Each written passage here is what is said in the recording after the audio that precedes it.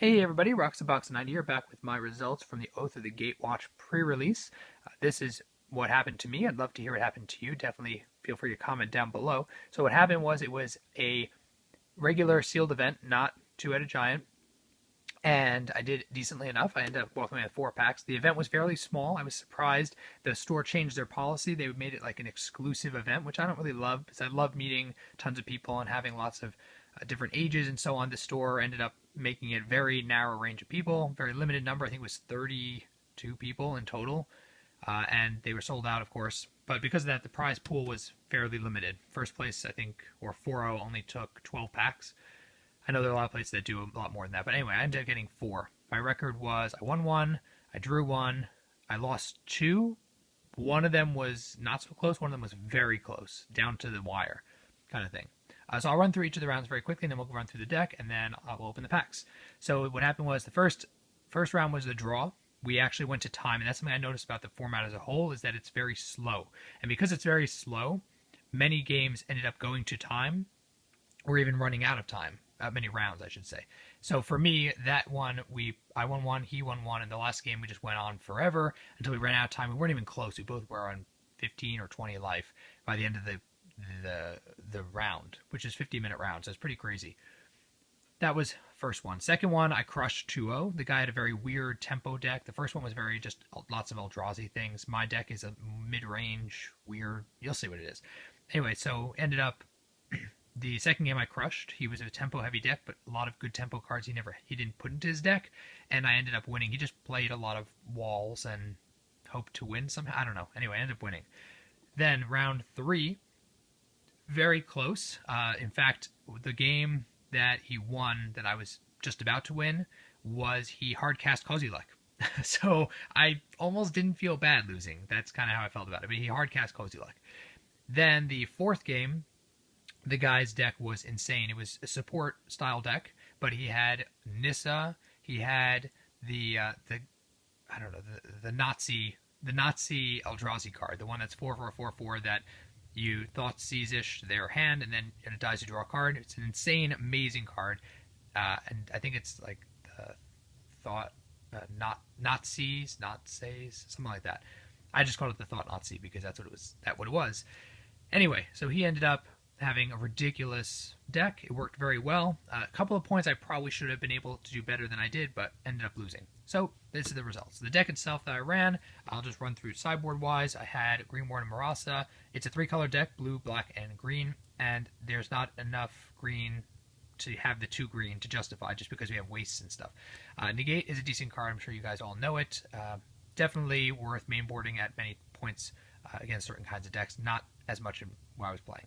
Rising Miasma and Flaying Tendrils both deal with support and aggressive decks. I only had to sideboard them in once against the last guy. Everyone else was mid-range.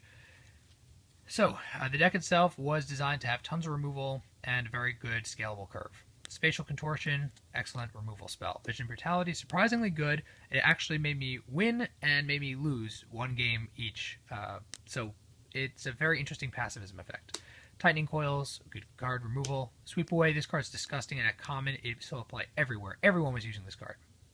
Oblivion Strike, I ran 2, and I'd swap 1 out if I'm playing against aggressive deck. As I said, only did against 1. Roiling Waters is amazing, amazing card. Huge tempo swing. I loved it. It did so much for me every game. Ormreef Invoker, many games went late in the game. Ended up being able to use that effect well, and otherwise it's just a good bear. Slaughter Drone is a Death Toucher. Many games were decided by this guy just being on my field. Netcast Spider had 2 of them, dealt with a lot of the low toughness flyers. Void Gafter didn't really do much, but it did protect in 1 game against removal, so yay, but it's pretty. Eyelash Watcher, I used the Scion tokens very well, and I thought for 4 mana it was a very worthwhile card. Cloud Mantra was a boring flyer, but it fit the curve and it's a flyer. Warden of Geometries, I ran 2 of these guys. They were really good with the Vigilance because in the slow matchups, especially when we've killed each other's big creatures and stuff, these guys could just push damage while giving you ramp. Kalitas was the big bomb that I pulled, the really crazy one. I actually only played him a few times, and he wasn't nearly as good because he didn't have the vampire support or the zombie support. But if I got more of that, great. Even so, he was a very efficient card, very good pull. Dwar Isle Avenger, more often than not, I played it for Surge, which 3 for a 3/3 flyer is amazing, and even 5 for a 3/3 flyer is acceptable. More often than not, this card did really well. Kozilek's Translator helps with the waste, and it's a 3/5 for 5. Fine. Embodiment of Insight, this guy was removed every time he hit play. The turn he hit play, instant. They just threw whatever removal spell they had at him. He was killed almost every single game. Drowner of Hope, very efficient, very good. Helped tap down, made me win at least one game. And Null Drifter, the card that brings 2 creatures back, worked very well as expected. Then we got a couple of waste full art, and then this card once or twice did well. I just like having the ability, if we trade a bunch of creatures and only has 1 or 2 left, that's removal, and then, yeah, waste. So that was the deck. It worked well enough. I did well enough to get 4 packs. Let's see what I got. I also got a foil full art land, which is pretty sweet in the packs. Let's see what we get from our winnings. I'm not going to go through everything. You guys can always check this set yourself, but we ended up getting a full art forest, a foil Oblivion Strike, which looks gorgeous but not probably worth anything, and Oath of Chandra. I don't know how good the oaths are going to be, but that's a decent card. Press into Service, Cliffhaven Vampire, very good limited card if you had it, and Harvester, whatever. Okay.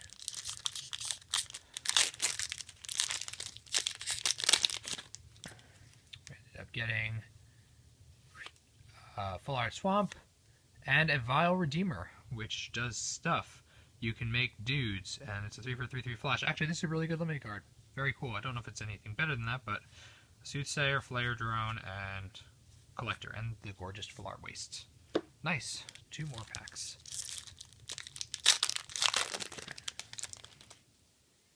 Okay, we got a Zombie, Full Art Mountain. Oh, Mina and Den, Wildborn. Play additional land and can give trample. Seems okay. Step Glider, Pyromancer's Assault, and Chitness Cloak. Okay, nothing crazy. And last pack. Foil Wasteland, what? Just kidding. Probably not. Island. General Tazri, nice, mythic. And one I actually wanted. I might consider making 5-color deck. Very cool. I don't know if it's going to see any play, but that's a nice pull. I pulled 3 mythics today. Sweet. Group of the Royal.